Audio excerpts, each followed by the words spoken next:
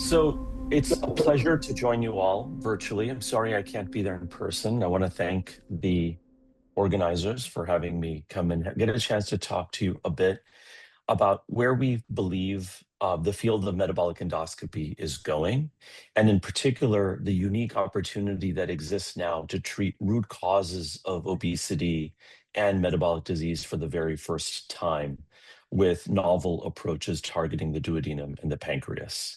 Here are my disclosures. I am the co-founder and CEO of the company. And I'm going to start by talking about the new clinical problem that exists in the world today that didn't even exist 3 years ago, which is post-GLP-1 weight rebound.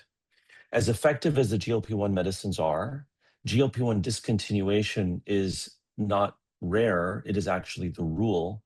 And there are 1 million Americans who are discontinuing GLP-1s each month who face the risk of post-GLP-1 weight regain. Multiple studies have demonstrated in a variety of different settings, but the consistent number is roughly 2/3 of patients are discontinuing GLP-1s within 1 year. And as the figure on the right shows, people who discontinue weight are at very high risk of regain. And in fact, those who lose the most weight are at greatest risk of rapid and profound weight regain.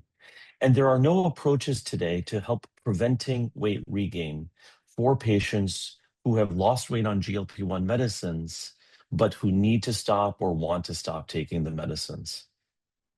So we have been focused at Fractal for over a decade on this question of how do you achieve durable metabolic benefit by targeting root causes of disease?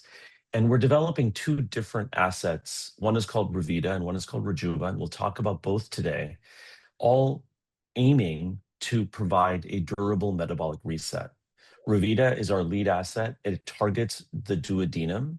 I think we now can clearly see that duodenal dysfunction caused by high-fat, high-sugar diets is a root cause of obesity and type 2 diabetes, helps explain why duodenal bypass is an effective metabolic intervention in bariatric surgery. And now that we've pinpointed disease to the duodenal mucosa, this insight places endoscopy at the apex of obesity and metabolic disease with the opportunity to modify disease for the very first time directly. Revita is a duodenal mucosal resurfacing procedure. Its clinical data are real and growing.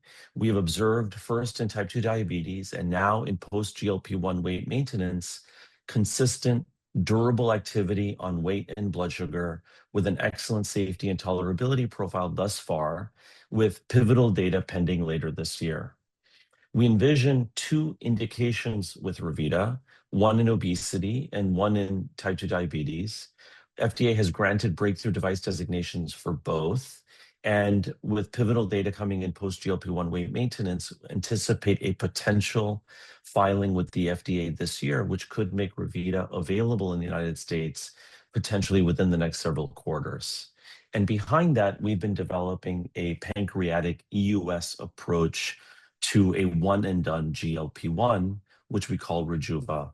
That just got CTA approval to begin a first-in-human study in Europe, and we'll have a first-in-human trial in type 2 diabetes with a potentially permanent GLP-1 delivered endoscopically in later this year.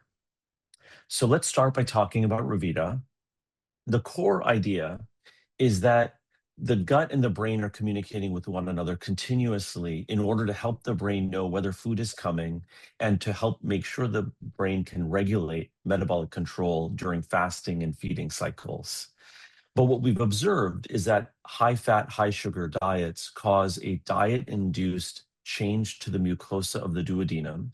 And this change leads to an increased number of enterocytes, a reduced number of enteroendocrine cells in the duodenum, which increases nutrient uptake in the duodenum, but also impairs the gut-brain signaling that is supposed to help trigger satiety. So as a consequence, one way to think about obesity and insulin resistance is almost like an impaired gut-brain nutrient signaling mechanism that makes the brain think that you're hungry and starving all the time. And what is critical in order to be able to fix this pathology is to help the gut-brain signal begin to work again so the brain can recognize that it's time to shut off glucose production and make you feel full. Bariatric surgery does that very effectively. Although, and as effective as it is, we can't just wave a magic wand and do bariatric surgery on 100 million Americans with obesity. Yet endoscopy represents an opportunity to offer much greater scale. And so what we've developed is a targeted ablation procedure that causes the dysfunctional duodenal mucosa to be removed via ablation without the damaging of deeper structures, and then potentially allows the regeneration of a healthy new mucosa in its place that reverses the pathology that years of high-fat, high-sugar diet have caused. So for those of us who've been listening to the last several excellent lectures on Barrett's esophagus, to the same degree that a low pH environment can cause Barrett's esophagus, and ablation is an effective tool to remove it and allow a healthy new mucosa to grow back, that same sort of intellectual paradigm could be how you think about high-fat, high-sugar diets and their impact on causing changes in the duodenal mucosa, also potentially reversible via ablation. And so you can see here that this is a single endoscopic procedure. You're looking through our PET balloon. The first step is a circumferential automated submucosal lift to create a thermal barrier. Second step, which you're seeing right now, is the delivery of heated water through this balloon that causes denaturation occurring right now. You can see the mucosa whitening. And that's how you know that you've achieved an ablation successfully in that region. This is conducted over a 2-centimeter length of the duodenal mucosa, is repeated sequentially along the length of the duodenum from the ampulla of Vater to the end of the duodenum. It's about a 1-hour procedure time. It's a one-time treatment with long-lasting effects so far. It takes about 4 cases for an advanced endoscopist to become comfortable performing this procedure. And one thing that's quite remarkable about it is how well tolerated the procedure is. Most patients experience no symptoms at all. In the recovery room, they are ready to go home pretty much right away, back to their normal routine later that day and once the anesthesia wears off. We've just completed follow-up in 1-year follow-up in an open label cohort called Reveal 1, where we took patients who had lost about 50 pounds on GLP-1 medicines. It's a substantial amount of weight, but they needed to stop or wanted to stop taking their GLP-1 for one reason or another. And when they stopped their medicine, 1 week later, they came to a GI endoscopist like Dr. Nguyen, Phoenix Nguyen here at Hoag, and underwent a single Revita treatment. What you observe from the 1-year follow-up, is shown on the graph on the right-hand side, is that about 80% of the GLP-1 induced weight loss was retained at 1 year. And that number is actually better than what happens if you just lower the dose of the GLP-1 or switch from an injectable to an oral GLP-1. In fact, patients regained less than about a third of the expected regain compared to historical controls through 1 year of follow-up, and fully 1/3 of patients actually lost further weight, even at 1 year after stopping taking a GLP-1. So highly encouraging, but open label results. We've also conducted a prospective, randomized, double-blinded, sham-controlled pilot study called the Remain-1 Midpoint in people with obesity who were GLP-1 naive. We administered tirzepatide, titrated the drug to achieve at least 15% body weight loss, and then stopped the GLP-1 and randomized them 2-to-1 to either Revita versus sham. And Dr. Shelby Sullivan presented 6-month data from this pilot study at DDW. It was rated one of the top abstracts at DDW, was receiving media coverage through the organizers. I'll show you the 6-month data in a second, but 12-month data are expected in the coming months. What you see here is sham-controlled evidence that patients who undergo the Revita treatment regain substantially less weight than those who undergo sham endoscopy, where the patient and the obesity physician are blinded to treatment allocation. One thing that I think is very clear is that the magnitude of the reduction in weight regain is quite substantial. And we believe that all of this is ultimately very strong proof in about 45 patients that our pivotal study is well designed, well powered for success. And so that pivotal trial is in 300 patients, has exactly the same trial design as the pilot, and also randomizes patients 2-to-1 to Revita versus sham. And we'll have 26-week primary endpoints on weight and metabolic outcomes with 12 months of follow-up. The study was fully randomized in February. We expect to see top-line data from the 6-month primary endpoint in early Q4, so just a few months away. And I will note that obviously one question with a novel technology like this is how is it going to get reimbursed? I'm happy to report that there's been recent progress in this regard because FDA and CMS have recently come to alignment on an early reimbursement pathway. It's actually called RAPID for breakthrough devices. And I'll sort of end this section by saying that Revita is lucky enough to have breakthrough designation, not just in post-GLP-1 weight maintenance, but also in type 2 diabetes. And so we're optimistic about an early reimbursement pathway potential for Revita if the pivotal trial reads out as we hope and expect later this year. So now I'm going to turn to our second asset, which I had briefly alluded to at the beginning. It's called Rejuva. What we're aiming to do is advance a targeted pancreatically delivered gene therapy for durable metabolic control. And Rejuva is a platform that has two main components. It has a medicine or drug candidate, which is shown in the vial in front of you, which we've manufactured. And there is a novel proprietary intrapancreatic delivery system that is performed by an endoscopist who's skilled in endoscopic ultrasound. So let's start by talking about the device and the procedure that we have developed. We have the world's smallest EUS needle catheter, a 27 gauge. It has a proprietary echogenic coating that allows it to be very easily visible with standard EUS probes.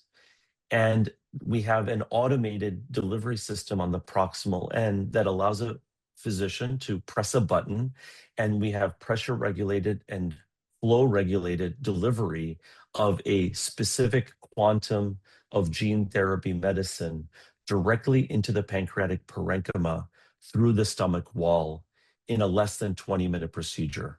1 cc delivered over the course of 1 minute into the body, and then another cc delivered over the course of a minute into the tail of the pancreas. Well, what are we delivering? We're delivering Rejuva 001, which is a smart one-and-done GLP-1.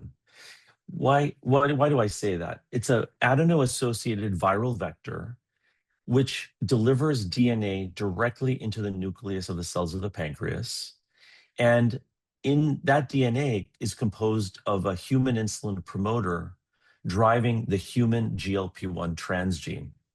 So what that means is that the beta cell can start to produce and secrete GLP-1 whenever it releases insulin.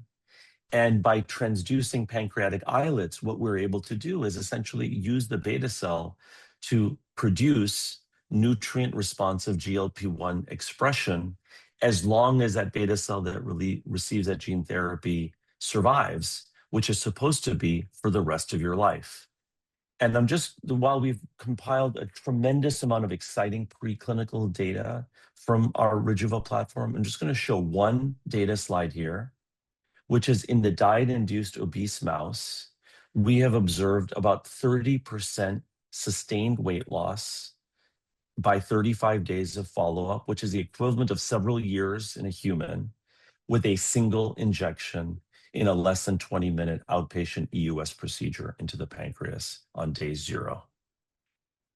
So quite exciting for the potential for EUS to bring potency that can match or exceed a bariatric surgery in terms of improvements on body weight and blood sugar with a less than 20-minute outpatient EUS procedure. That is entering the clinic with the first candidate later this year, where we just got approval in Europe to begin our first in human study in adults with type 2 diabetes who were previously on a GLP-1. We're going to stop their GLP-1, administer Rejuva, and then follow them for initially safety and feasibility. These are patients with diabetes and obesity, so we'll also get some preliminary look on hemoglobin A1C and body weight. And so the first patients are going to be selected in the next couple of months and then dosed in the back half of the year. And so the target product profile, just to be clear, for a Rejuva 001 type medicine for type 2 diabetes is durable remission of type 2 diabetes. We think that would be a landmark achievement for the field. We're excited about what the preclinical data show and can't wait to begin that first in human trial later this year. So taking a step back and wrapping up with Revita and Rejuva, where do we sit today in metabolic endoscopy? I think first and foremost, we have clear evidence that the duodenum is dysfunctional in metabolic disease.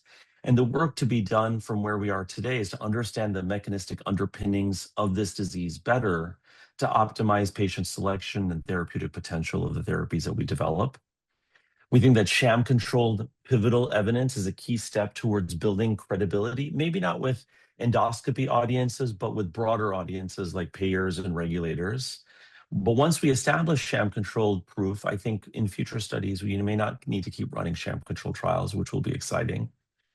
And because we think that this sits at the apex of obesity and metabolic disease, there's just a huge opportunity for Revita to be a new backbone therapy in obesity and metabolic disease, complementary to medicines or other endoscopic interventions, including potentially Rejuva down the line in cardiometabolic care. With Revita in particular, we think product innovation is going to go towards, right now it's a guide wire delivered fluoroscopically assisted procedure that takes about an hour, but we have clear line of sight to a through the scope, less than 30-minute ASC enabled procedure to really enable this to get to a level of scale that we think that the disease demands. And for the first in human study for Rejuva, we'll be looking for in the next couple of months, obviously first and foremost feasibility, early safety and tolerability, and then dose finding to figure out what is the dose of the Rejuva 001 in a human that's going to get us remission in patients for a durable length of time. And with that, I want to thank you and the organizers again. Happy to answer any questions that you all might have.